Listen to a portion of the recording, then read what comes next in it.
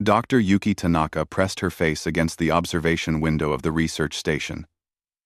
Below her, the planet Kepler 442b spun slowly in space. Its blue oceans and green continents looked peaceful from orbit. She had lived here for 2 years, studying the people who called this world home. The vegans were unlike any species humans had ever met. They stood 8 feet tall, with pale blue skin that seemed to glow softly in sunlight. Their forearms moved like dancers, and their voices created music even when they spoke normal words. In 2 years, Yuki had never seen them argue or fight. They simply did not understand violence. Harmony singer Velth approaches, announced the station computer. Yuki smiled and turned from the window. Velth was her research partner and the closest thing she had to a friend on this world. The alien entered the lab with his usual graceful movements. His large silver eyes reflected worry, which was strange. Vegans rarely showed negative emotions. Peacekeeper Yuki, Velth said, using the title his people had given her. I bring troubling news from the outer system monitors. Yuki frowned. What kind of trouble? Before Velth could answer, alarms began blaring throughout the station. Red lights flashed, and the computer's calm voice became urgent. Multiple hostile vessels detected entering system. All personnel report to emergency stations. Yuki and Velth rushed to the main communications center. The large screen showed dozens of dark ships approaching from deep space. They looked nothing like the elegant vegan vessels or the sturdy human craft. These ships were all sharp angles and weapon mounts. Thurian hegemony fleet, Velth whispered. His forearms trembled with fear. War Commander Krex leads them. Who are the Thurians? Yuki asked, though she had a terrible feeling she already knew. Conquerors, Velth replied. They consume worlds. They have destroyed 17 civilizations in the past century. The Galactic Council fears them, but does nothing. On the screen, the alien fleet spread out around the planet like hungry predators surrounding prey. Yuki watched in horror as energy beams lanced down from space. Cities that had stood for thousands of years vanished in bright flashes. They are not targeting military installations, Velth said quietly. We have no military installations. They target population centers, schools, hospitals, art galleries. Why? Yuki demanded. What do they gain from killing civilians? Fear, Velth answered. Dead civilizations cannot resist. Dead cultures cannot remember their freedom. More beams struck the planet. Each flash meant thousands of dead vegans. Yuki's hands clenched into fists. She had lived among these people. They had shown her nothing but kindness and wonder. They created art that made her cry with its beauty. They sang songs that touched her soul. They had never hurt anyone. We must contact the Galactic Council, she said. Surely they will help. Velth's expression grew even sadder. The Council has already responded. They cite non-interference protocols. They say it would be too dangerous to challenge the hegemony. Cowards, Yuki spat. Perhaps, or perhaps they simply know their limitations. The Thurians are strong, Yuki. They have conquered civilizations far more advanced than ours. On the planet below, Yuki could see massive explosions spreading across entire continents. The Thurian ground invasion had begun. She thought of all the vegans she had met, gentle creatures who wrote poetry about starlight and composed symphonies that made flowers bloom. They were about to die, and the galaxy would do nothing. What about my people? She asked suddenly. What about humans? Velth's forearms stopped trembling. His silver eyes focused on her with sudden hope. The Deathworlders. No one has ever asked them for help. Deathworlders? That is what the galaxy calls your species. You come from a world so violent that it created beings who can survive anything. Most civilizations fear humans more than they fear the Thurians. Yuki stared at him. That's ridiculous. Humans aren't monsters. Close. Are you not? Velth asked. Your species ended 3 galactic wars. Your fleets appeared, fought with terrible efficiency, then simply left. You asked for nothing. You took nothing. You conquered no one. This behavior terrifies other species. They expect conquerors to conquer. When you do not, they assume you are planning something worse. Another explosion lit up the planet's surface. This one was close to the capital city where most of Yuki's vegan friends lived. Time was running out. Velth, listen to me, she said urgently. I need you to trust me.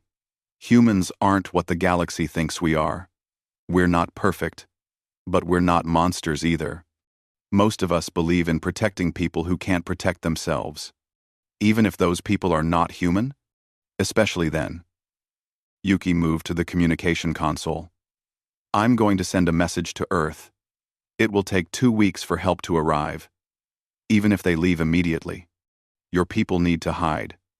They need to survive until help comes. Velth touched her shoulder gently with one of his 4 hands. Why would you do this for us? Your government might be angry that you involved them without permission. Yuki looked at the devastation spreading across the planet below. Because it's the right thing to do. Because no one should have to face extinction alone. She began typing the emergency message. As she worked, Velth moved to another console and began broadcasting to his people. His musical voice carried across every communication channel on the planet. People of peace, he sang. The dark ships have come, as we always feared they would. But hope remains. A daughter of the Deathworlders stands beside us. She calls to her people for aid. We must survive until that aid arrives. Hide in the deep places. Protect the children. Remember our songs. The universe is not yet ready to lose our music. Yuki finished her message and sent it racing toward Earth at faster than light speed. It was simple and direct. Peaceful species, under systematic extermination. Request immediate military assistance. 3 billion lives at stake. Time critical. On the screen, Thurian dropships began landing near major cities. Ground forces poured out, armed with weapons designed to cause maximum terror. They were not here for a quick conquest. They were here to make the vegans suffer. Will they come? Velth asked quietly. Yuki watched another city vanish in nuclear fire. I don't know, she admitted. But if they don't, we'll face this together. I won't abandon you. Velth's musical voice carried a note of hope for the first time since the invasion began. Then perhaps the galaxy is wrong about Deathworlders. Perhaps you are not creatures of destruction, but creatures of protection. Let's hope my people agree, Yuki whispered, as more explosions lit up the night. The Galactic Council chamber fell silent when the emergency broadcast ended. 50 different species sat in a perfect circle, each representing their civilization's interests. At the center of the chamber, a holographic display showed the ongoing destruction of the vegan homeworld. Counselor Zeth, a reptilian being from the Centauri cluster, stood slowly. His scales shifted from green to deep purple, indicating extreme stress. The situation is clear, Zeth announced. The Thurian hegemony has begun another extermination campaign. The vegans have perhaps days before their species ceases to exist. Murmurs rippled through the chamber.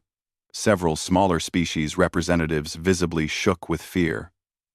The Thurians had made their message clear over the decades. Resist and die slowly. Submit and die quickly. What does the Council propose? Asked Ambassador Kree from the Epsilon Collective. Nothing, Zeth replied flatly. We cannot risk war with the hegemony. Our fleets are no match for theirs. Intervention would only lead to more dead civilizations. You mean we're going to watch 3 billion beings die? The speaker was Ambassador Tala from the Rigel Alliance. Her voice filled with disgust. We will observe and record, Zeth said coldly. Perhaps future generations will learn from this tragedy. In the back of the chamber, Ambassador Ji-hoon Park sat quietly. The human representative had said nothing since the session began. His dark eyes watched the destruction on the display with an expression his alien colleagues could not read. "There is another option," Park said finally, standing up. Every head in the chamber turned toward him. "The humans wish to speak?" Zeth's voice carried barely concealed fear. How unusual. Park walked to the center of the chamber. He was smaller than most of the aliens present, but something about his presence made the massive space feel cramped. "Earth requests permission to send humanitarian aid to the vegan system," he said simply. The chamber erupted. Representatives shouted in dozens of languages, their translator devices struggling to keep up. Fear pheromones filled the air as several species released stress chemicals. "Absolutely not!" Zeth slammed his clawed hand on his podium. "Human involvement is forbidden." "Forbidden by whom?" Park asked calmly. "By common sense. Your species ended the Proxima War in 6 hours. You destroyed the entire Andromedan pirate fleet at Betelgeuse without losing a single ship. You turned the tide at the Battle of Wolf 359 when everyone thought the slavers would win." "Yes," Park agreed. "And after each victory, we left. We asked for nothing. We took nothing." "Exactly." Zeth's scales had turned black with terror. "That is what makes you so frightening. Conquerors, we understand. They want territory, resources, slaves. But your people fight like demons and then simply disappear. No one understands what you want." Park looked around the chamber at the terrified faces. "We want people to be free to live their own lives without fear." "Impossible," whispered Counselor Yaren from the Tau Ceti Republic. "No species is that altruistic. There must be an agenda." "The only agenda is stopping genocide," Park replied. 3 billion innocent beings are about to die while the galaxy's most powerful civilizations debate protocol. "Your fleets are too dangerous," Zeth insisted. "Your weapons are too advanced. Your tactics are too ruthless. The galaxy barely survived your last intervention." "The galaxy prospered after our last intervention," Park corrected. "The Andromedan slave trade ended. Piracy dropped by 90%. 3 species were freed from occupation." "Yes, but at what cost?" "Your Admiral Chen's fleet destroyed an entire battle group in the time it takes most ships to charge their weapons. Your strategy computers predict enemy movements before they make them. Your soldiers fight like they were born for war." Park's expression hardened slightly. "We were born on a world that tried to kill us every day for millions of years. We learned to fight, or we learned to die. Most of us prefer the first option." "Oh." In the upper gallery, military observers from various fleets watched nervously. They had studied human combat footage for decades, trying to understand how such a young species had become so devastatingly effective in battle. Admiral Sarah Chen, attending via hologram from Earth orbit, finally spoke. "Counselors, while you debate, civilians are dying. My fleet can reach vegan space in 14 days. Every hour we delay costs thousands of lives." "Your fleet?" Zeth's voice cracked. "How many ships?" "Enough," Chen replied simply. The chamber fell silent again. When humans said, "enough," it usually meant their enemies were already dead. They just didn't know it yet. Counselor Mech from the Sirius Confederacy spoke up nervously. "Perhaps we could negotiate with the Thurians, offer them tribute to spare the vegans." "The hegemony doesn't want tribute," Park said. "They want terror. Dead species don't rebel. The vegans' crime was being too peaceful to defend themselves. And your crime is being too dangerous to ignore," Zeth snapped. "Every time humans appear in a star system, the balance of power shifts. Other species start thinking they can challenge their oppressors. Do you know how many rebellions started after your intervention at Wolf 359? 17, Park answered immediately. All successful. The admission sent another wave of panic through the chamber. 17 species had overthrown their oppressors because they had seen humans prove it was possible. Admiral Chen's image flickered as she adjusted her communication array. Counselors, my advanced destroyer is already en route. Captain Ko volunteered to take his ship ahead at maximum burn. He should reach vegan space in 3 days. One ship? Counselor Yaren asked hopefully. Perhaps one ship would not be too provocative.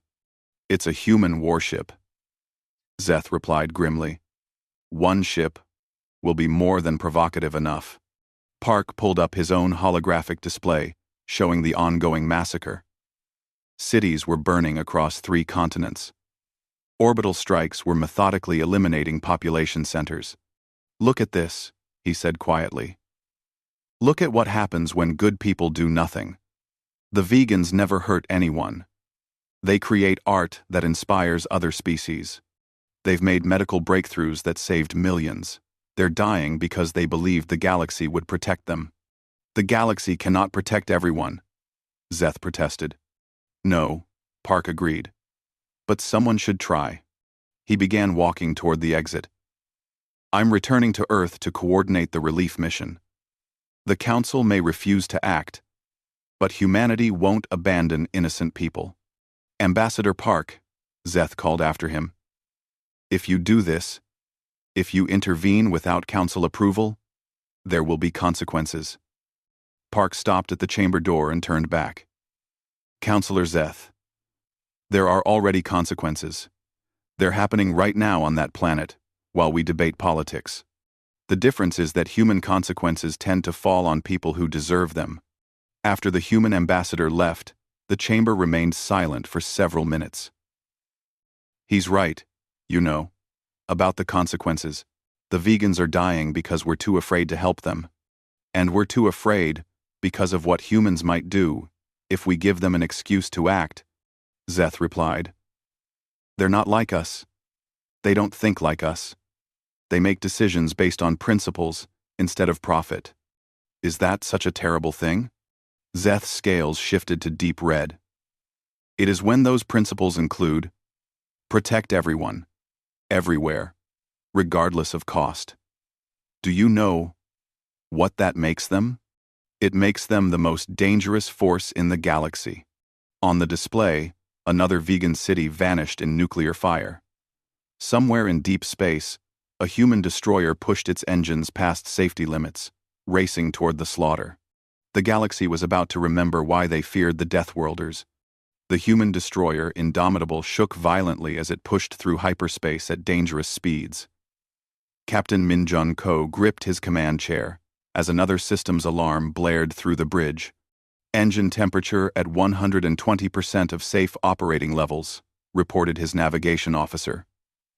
We're pushing the fusion cores beyond design limits. Noted, Ko replied calmly. Continue current acceleration. Chief Martinez. How are we holding together? Chief Engineer Rosa Martinez's voice crackled through the comm system from deep in the ship's engine room.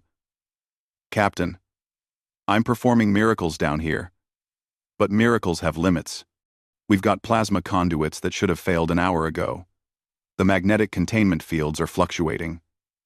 If we keep this up, we might reach vegan space as a cloud of superheated gas. Ko studied the tactical display showing their position relative to the target system. Still, 18 hours away at current speed. Reports from Dr. Tanaka indicated the Thurians were systematically destroying population centers. Every minute they delayed meant more dead vegans. Can you give me 6 more hours at this speed? He asked. Maybe 4. Martinez answered honestly. After that, the engines will make the decision for us. More pack loss. More pack loss. More pack loss. More pack loss. Ko nodded. 4 hours it is. All hands. Prepare for emergency deceleration in 4 hours. On the planet below, Dr. Yuki Tanaka crouched in the ruins of what had been a beautiful crystal amphitheater. Vegan architecture favored flowing, organic shapes that seemed grown rather than built. Now most of it was slag and rubble. Harmony singer Velth emerged from a hidden tunnel beneath the wreckage, leading a group of 30 vegan children. Their large silver eyes were wide with terror. But they followed him silently. The underground passages reach the forest preserve, Velth reported quietly. Many families are hiding in the crystal caves there. Yuki checked her improvised scanner. Thurian patrol ships are sweeping this area every 20 minutes. We need to move fast. 300. Working Linner. She had adapted quickly to the guerrilla lifestyle, though it went against every principle the vegans held dear. They were a species that had never learned to hide, never needed to run, never understood the concept of enemies. Teaching them basic survival was like teaching fish to breathe air. Peacekeeper Yuki, asked one of the children, a young vegan named Cordweaver Mel. Why do the dark ship people want to hurt us? Yuki knelt beside the child. How do you explain the concept of evil to a species that had never encountered it? Some people are broken inside, she said simply. They hurt others because they don't understand how to be happy any other way. Can they be fixed? Mel asked hopefully. Before Yuki could answer, the ground shook with nearby explosions.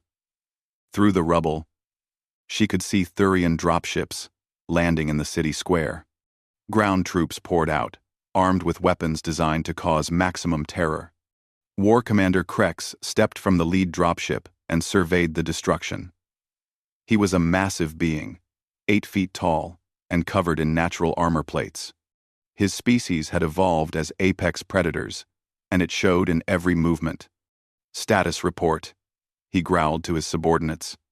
Orbital bombardment has eliminated 80% of population centers, replied his second-in-command. Estimated casualties, 2 billion. Krex snarled in frustration. Too easy. Where is the resistance? Where are their armies? Their weapons? Their defiance? Sir, our intelligence was correct. The vegans have no military capability, no weapons, no concept of organized warfare. They're completely defenseless. Disgusting. Krex spat. How can a species survive without the will to fight? How do they settle disputes? How do they establish dominance? End quote. Krex's expression showed pure incomprehension. In his culture, strength was the only virtue that mattered. The strong ruled, the weak served, and the worthless died. The vegan approach to existence was literally incomprehensible to him. Begin the ground cleansing, he ordered. I want every survivor found and eliminated. No mercy, no prisoners. Complete extinction. His troops spread out through the ruins, scanning for life signs. The Thurians took pride in their thoroughness. When they conquered a world, they made sure it stayed conquered. In the crystal caves 3 miles away, thousands of vegans huddled together in the darkness. They had never experienced true fear before, and many were catatonic with terror. Their society had no framework for understanding systematic murder. Harmony singer Velth moved among them, his musical voice providing what comfort he could. But even his songs seemed hollow in the face of such overwhelming evil. How much longer until the Deathworlders arrive? Asked Echo Maker Ren, an elderly vegan who had lived for 3 centuries without seeing violence. The human ship will reach our system in 18 hours, Velth replied. But it is only one ship against an entire fleet. One ship, Ren repeated wonderingly. I have seen recordings of human warships in battle, Velth explained. They fight with precision that borders on the supernatural. Their tactics are unpredictable.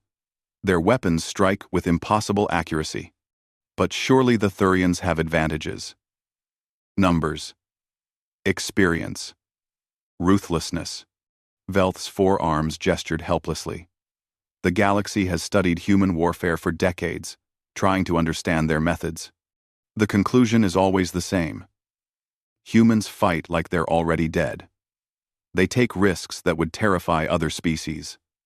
They make sacrifices that seem insane. They never surrender, never retreat, never accept defeat. On the Indomitable, Captain Ko received the latest intelligence reports from Dr. Tanaka. The Thurian ground invasion was proceeding faster than expected. They had begun using heavy artillery to collapse cave systems and underground shelters. "Captain," called his tactical officer, "we're receiving a transmission from the Thurian fleet." "Put it through." War Commander Krex's massive face appeared on the main screen. His predator eyes studied Ko with contempt. "Human vessel, you are entering a restricted military zone. Withdraw immediately or be destroyed." Ko's expression remained perfectly calm. "This is Captain Ko of the human destroyer, Indomitable. We are on a humanitarian mission.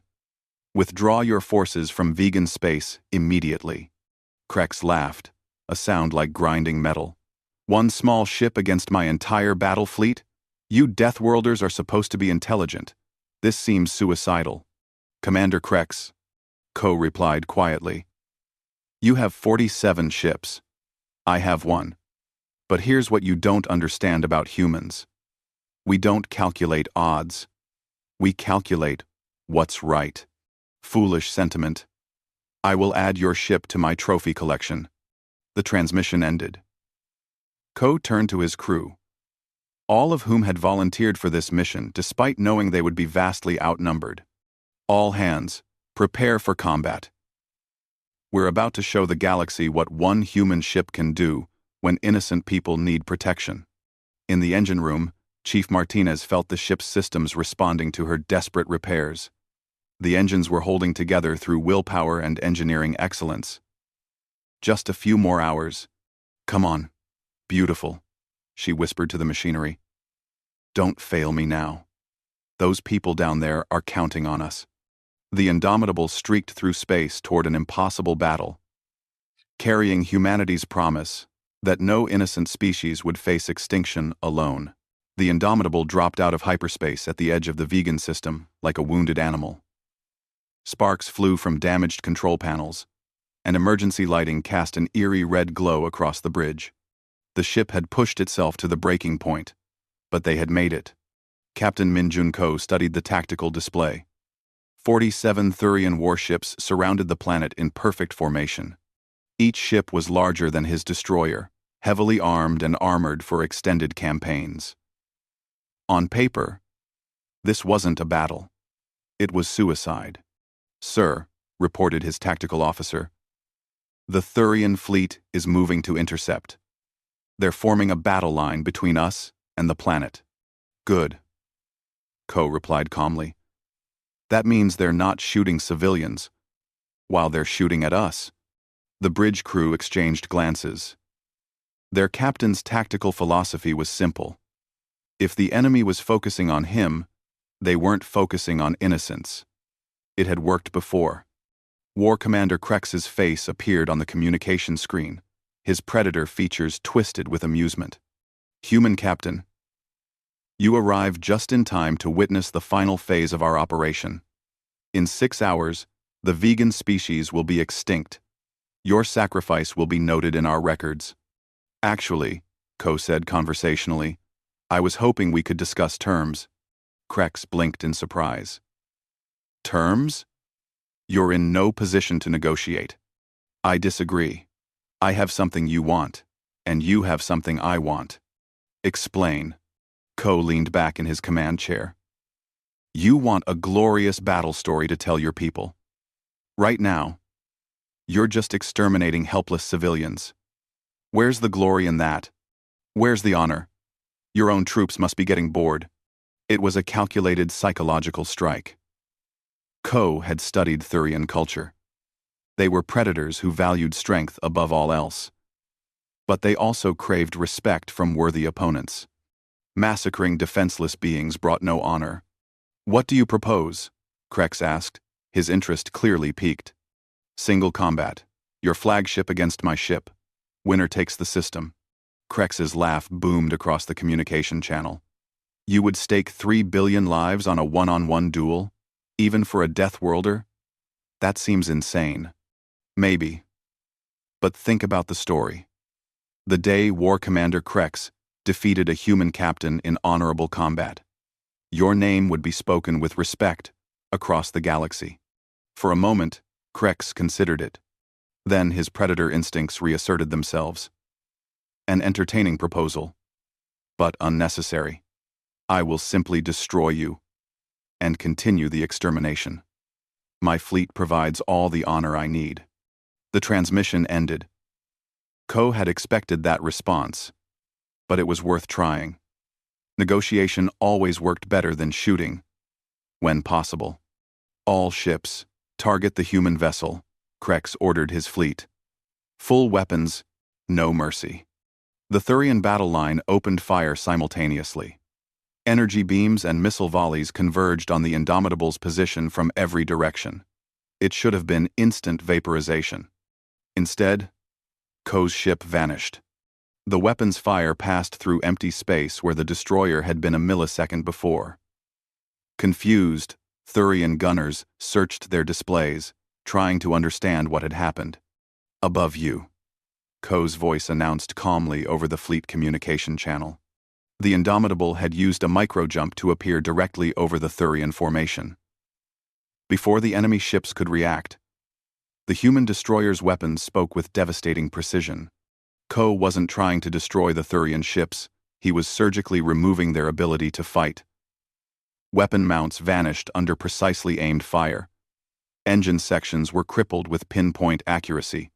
Communication arrays were severed with mathematical perfection. Impossible, Krex roared, as his flagship lost half its weapons in 30 seconds. No ship can calculate firing solutions that fast. Human ships can, Ko replied simply. The destroyer danced through the Thurian formation like a phantom. Every movement was perfect. Every shot found its target. Enemy weapons fire couldn't seem to track the small ship's erratic flight pattern. On the planet's surface, Dr. Yuki Tanaka watched the battle through her scanner. The space above their world had become a light show of weapons, fire, and explosions, but somehow the tiny human ship was surviving. How is this possible? Whispered Harmony Singer Velth. One ship? Against an entire fleet? Humans don't fight fair, Yuki replied with grim satisfaction. We fight smart. She moved deeper into the caves where thousands of vegans waited in terror. Many of them were injured from the bombardment. Others were catatonic with shock. All of them needed hope. Listen to me, she announced, her voice carrying clearly in the crystal caverns. The human ship is here. They're fighting for you. But we need to help ourselves too. The Thurians are sending ground troops to find these caves. We need to move to the deep shelters. A young vegan named Songmaker Kai raised one of his forearms. Peacekeeper Yuki. Why are the Deathworlders helping us? What do they gain from our survival? 1. It was a question that cut to the heart of galactic politics. Every species in the galaxy acted from self-interest. Alliances were formed for mutual benefit. Wars were fought for resources or territory.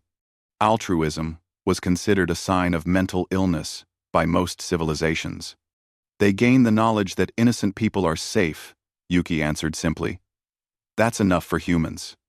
The vegans stared at her with their large silver eyes, trying to process this concept.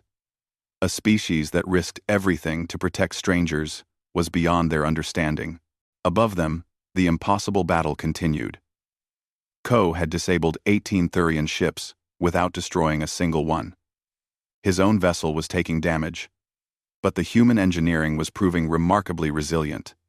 Sir, reported his tactical officer, Thurian ground forces are converging on the cave systems. They've detected the life signs. Ko's expression hardened. Time to change tactics, target their troop transports. The destroyer's weapons shifted focus to the Thurian dropships approaching the planet.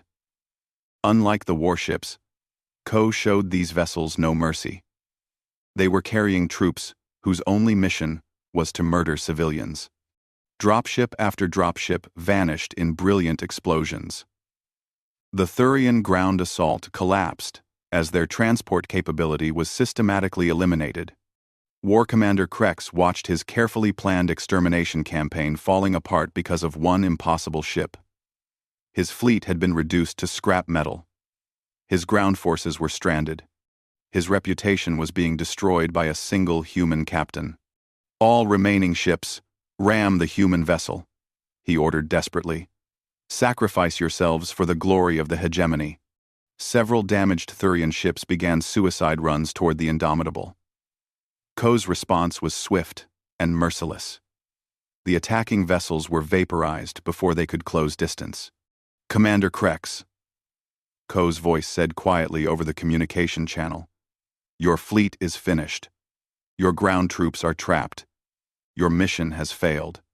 I'm giving you one chance to withdraw with your surviving ships and personnel. Never, Krex snarled. The hegemony does not retreat. Then the hegemony dies here, Ko replied matter-of-factly. The final phase of the battle lasted only minutes. Ko's ship eliminated the remaining functional Thurian vessels with clinical efficiency. When it was over, only Krex's heavily damaged flagship remained operational. In the crystal caves, the vegans emerged cautiously as the sounds of battle faded. Above them, a single human ship orbited their planet, standing guard against any remaining threats. Harmony Singer Velth looked up at the stars where explosions had lit the sky like deadly fireworks. One ship, he whispered in amazement. One ship saved our entire world. Dr. Tanaka smiled grimly. That's what Deathworlders do. We protect people who can't protect themselves. The galaxy was about to learn a new lesson about humanity. They weren't the monsters everyone feared. They were something far more dangerous to evil. They were the protectors everyone needed. Admiral Sarah Chen's flagship emerged from hyperspace with the majesty of a mountain appearing from morning fog. Behind her came the human relief fleet. Medical ships, construction vessels, supply transports, and enough firepower to level a solar system. But the weapons remained powered down. This was a mission of mercy, not conquest.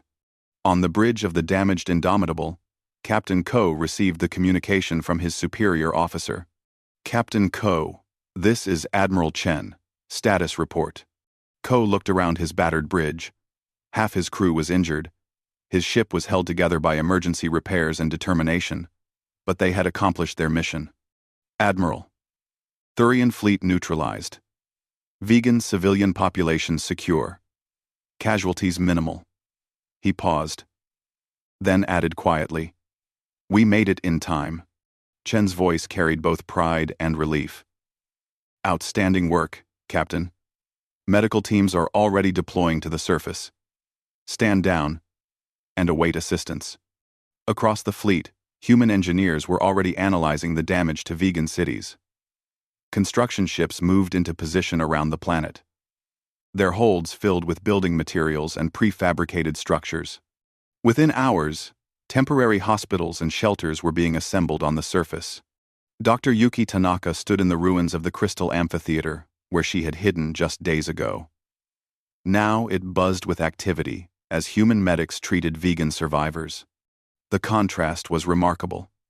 Beings who had been hiding in caves were now receiving care from the galaxy's most feared warriors. Harmony Singer Velth approached her, moving with the natural grace of his people. But now, there was something different in his expression. Understanding. Peacekeeper Yuki, he said, using the title his people had given her. I owe you and your species an apology. For what? For believing what the galaxy told us about humans. We thought you were monsters, destroyers, creatures of pure violence. Yuki watched a human engineer carefully helping a young vegan to an ambulance.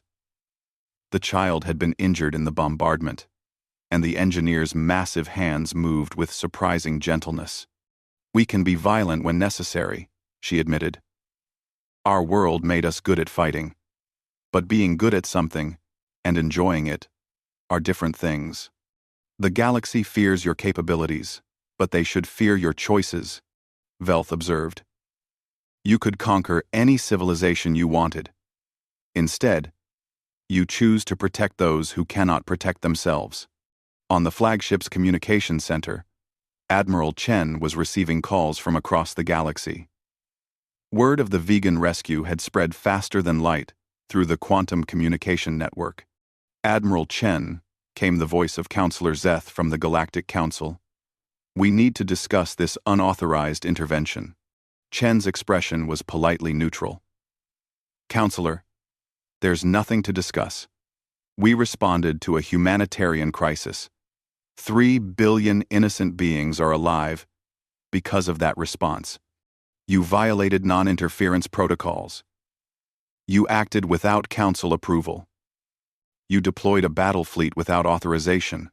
"We deployed a relief fleet," Chen corrected. "The fact that it happened to be well-armed was simply practical." "Your Captain Ko destroyed an entire Thurian battle group." "No, he disabled them. Most of the Thurian ships can be repaired. Their crews are receiving medical treatment alongside the vegans. We're not in the business of unnecessary killing." There was a long pause on the communication channel. Then Zeth spoke again, his voice filled with the confusion that had plagued galactic politics for decades. "Why? Why do you do this?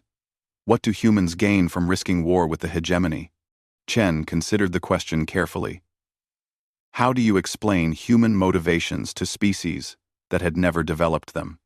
"Counselor, imagine your own children were in danger. Imagine they were being systematically murdered while you watched. What would you do?" Quote, "I would fight to protect them, naturally. The vegans are not our children. They're not even our species. But they're innocent people who needed help. For humans, that's enough. But the cost, the risk, the potential consequences. The cost of inaction was 3 billion lives. The risk of action was worth taking. As for consequences," Chen smiled slightly, "ask the Thurians about consequences." In the vegan capital city, human construction teams worked around the clock to repair the damage. Unlike conquerors who destroyed and replaced, the humans were carefully rebuilding the original architecture. They studied vegan artistic principles and incorporated them into their designs. War Commander Krex, now a prisoner aboard a human medical ship, watched through a porthole as his former enemies saved his life. Human doctors worked tirelessly to repair injuries he had sustained when his flagship was disabled. "I don't understand," he said to the human nurse checking his vital signs. "I came here to exterminate an entire species. I would have killed you without hesitation. Why are you healing me?"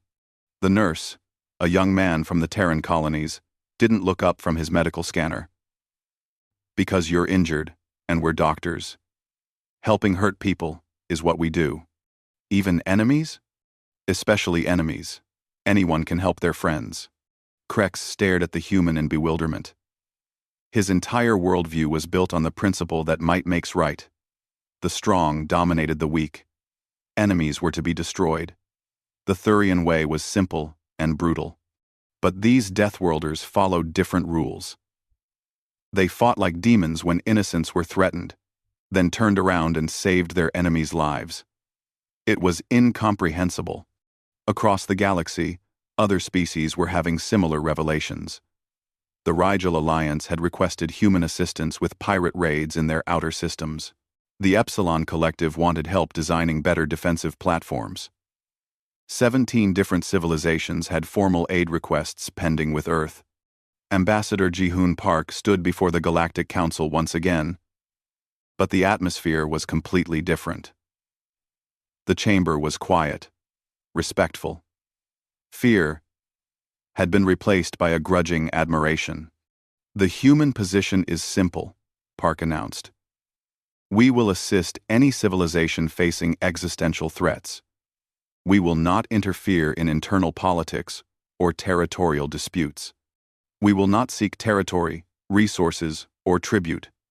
We ask only that innocent people be protected." "And if we refuse your assistance?" asked Counselor Yaren nervously. "Then you refuse. We won't force help on anyone, but we also won't stand by while genocides happen." Counselor Zeth raised a clawed hand. "What do you want in return for this protection?" "Nothing. Impossible. Every species wants something." Park's expression was patient but firm. "Counselor, humans learned long ago that the universe is hostile enough without intelligent species making it worse. We've seen what happens when good people do nothing. We've seen what happens when evil is allowed to spread unchecked. We decided to be part of the solution. In the weeks that followed, human ships became a common sight throughout the galaxy. Not as conquerors or occupiers, but as guardians. They established patrol routes through contested space. They provided training and equipment to species facing threats. They mediated disputes before they could escalate to war. The galaxy slowly realized that their greatest fear had been their greatest hope all along. The Deathworlders weren't monsters. They were guardians. Harmony singer Velth composed a new song about the rescue of his people.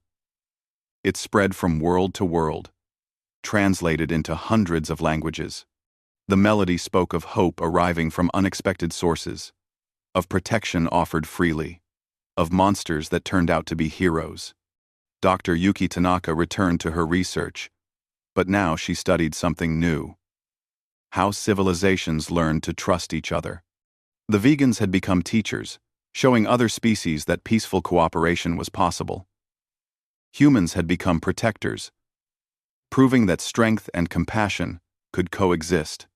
Captain Ko, his ship repaired and his crew recovered, received new orders from Earth. Another species was in trouble. Another tyrant was threatening innocence. Another impossible rescue was needed. He smiled as he read the mission briefing. This was what humans did best: the impossible, for people who needed it most. The galaxy had spent decades fearing humanity's arrival. Now they couldn't imagine surviving without them.